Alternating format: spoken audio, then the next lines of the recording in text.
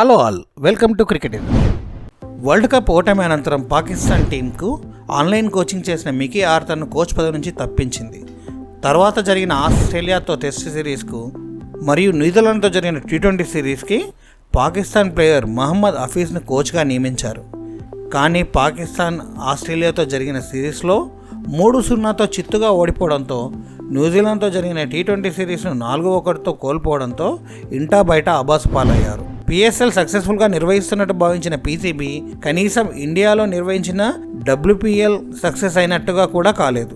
WPLకి వచ్చినంత క్రౌడ్ కూడా PSLకి రాకపోవడం గమనార్హం. WPL మరియు PSL ఒకేసారి జరగడంతో కంపేర్ చేసి మరీ పాకిస్తాన్ ఇజ్జత్ తీసినంత పనైంది. ఈ పరిణామాల అనంతరం PCB IPLని డిస్టర్బ్ చేద్దామని భావించి ప్రతి సంవత్సరము ఏప్రిల్-మేలో విదేశీ జట్టుతో ఒక సిరీస్ ఆడడం జరుగుతుంది.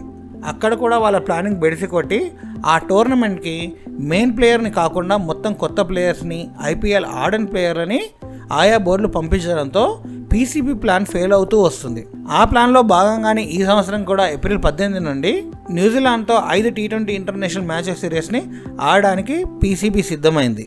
దీనిని దృష్టిలో పెట్టుకొని పాకిస్తాన్ టీం తన ఫ్యూచర్ టోర్నమెంట్ల కోసం మరియు T20 వరల్డ్ కప్లో కోచింగ్ కోసం షేన్ వాట్సన్ ఆశ్రయించగా IPL కోసం ఇచ్చిన ఆఫర్ని తిరస్కరించాడు.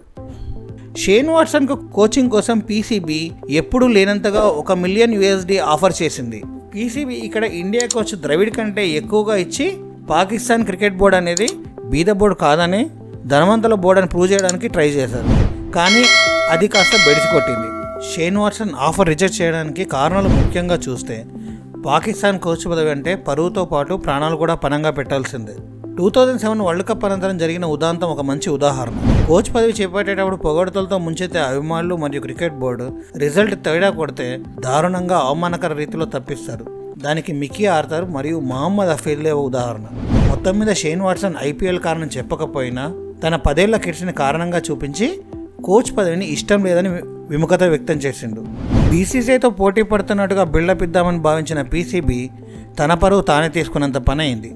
పాకిస్తాన్ అభిమానులు వాట్సన్పై ఆగ్రహం వ్యక్తం చేయగా ఎప్పట్లాగే పాక్ మీడియా మాత్రం వ్యూవర్స్ కోసము, సబ్స్క్రైబర్స్ కోసము BCCI ప్లానింగ్ తీరును ప్రశంసిస్తూ ఉన్నాయి.